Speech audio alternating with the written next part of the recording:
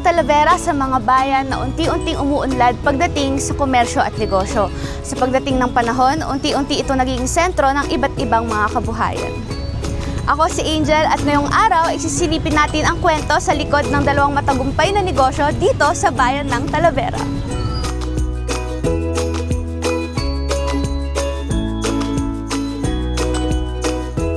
Sa kasalukuyan, nandito tayo ngayon sa Talavera branch ng Kuidaure Ramen Ba kung saan nag-o-offer sila ng Japanese cuisine sa murang halaga. Ngayong araw ay aalamin natin ang inspirasyon at dedikasyon ng taong nasa likod ng After Hours at Kuidaure Ramen Ba, si Vincent Sudaria. Si Vincent ay kinikilala bilang isa sa mga negosyanteng may malinaw na bisyon sa industriya ng pagkain sa bayan. Siya ang utak sa likod ng dalawang kilalang kainan, After Hours, isang coffee shop na matatagpuan sa Pulong San Miguel, at ang Kuidaure Ramen Ba na matatagpuan naman sa Esguera. Sa pamamagitan ng kanyang mga negosyo, ipinapakita niya kung paano pagsamahin ang kalidad, kakaibang konsepto at mahusay na serbisyo upang makuha ang tiwala ng mga mamimili. Ngayong araw, kasama natin si Sir Vincent Sudaria, owner ng After Hours Cafe at Kuidaure Ramen Ba na matatagpuan dito sa Talavera. Magandang araw sa lahat ng mga nanonood sa TV48. Ako si Vincent Sudaria, ang may-ari ng After Hours at Kuidaure Ramen Ba na matatagpuan dito sa Talavera at sa San Jose. Ang simula ko talaga binuksan yung After Hours. Kasi during the pandemic, syempre nag-isip ka ng ibang source of income.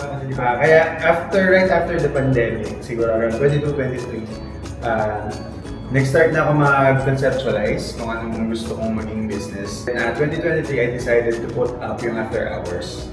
And then, not over a year, tinayo ko naman din yung Kuidaure Ramen Ba. Ang first branch namin is yung nasa San Jose. So dito sa Kuidaure Ramen Ba, ang main offering namin ay ramen talaga.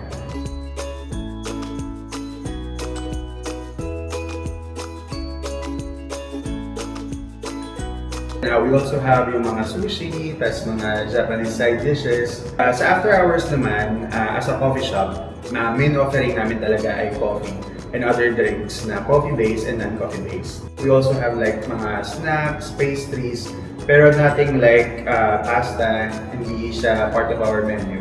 Mas focus kami sa drinks and then just a little bit of snacks. For Kuidaure Ramen Ba, nag-range yung food namin from around 200 to 300 plus per order for After Hours. Yung drinks namin ay nag-range around 140 to 180 pesos.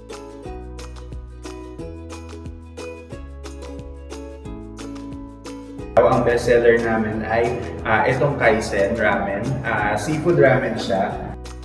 For the sushi naman, ito yung isa sa bestsellers namin, yung spicy tuna roll. So spicy tuna and with a different twist lang kasi we made it na hindi super spicy and at the same time, ginawa namin siyang creamy.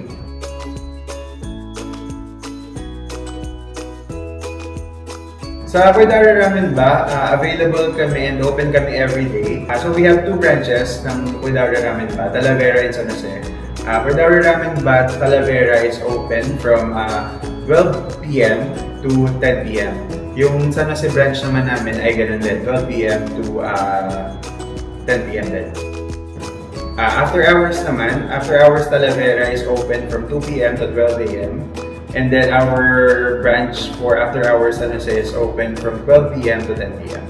So, iniimbitahan namin lahat ng mga taga Nueva Ecija na bumisita sa Kuidaure Ramen Ba and After Hours dito sa Talavera. Matatagpuan ang Kuidaure Ramen Ba sa Barangay Esguera District, Talavera, Nueva Ecija. Sa likod lang ng BPI branch ng Talavera. And yung After Hours naman ay matatagpuan sa Pulong San Miguel, Talavera, Nueva Ecija. Katapat lang ng Atlanta sa Andalalimio. So, bukod sa open kami araw-araw, available din kami for deliveries. Pwede nyo kaming i-contact sa aming social media accounts sa Facebook or sa Instagram. And available din kami sa Foodpanda. Sa patuloy na pag-unlad ng bayan ng Talavera, inaasahan na mas marami pang negosyong tulad nito ang magbibigay inspirasyon sa mga susunod na negosyante.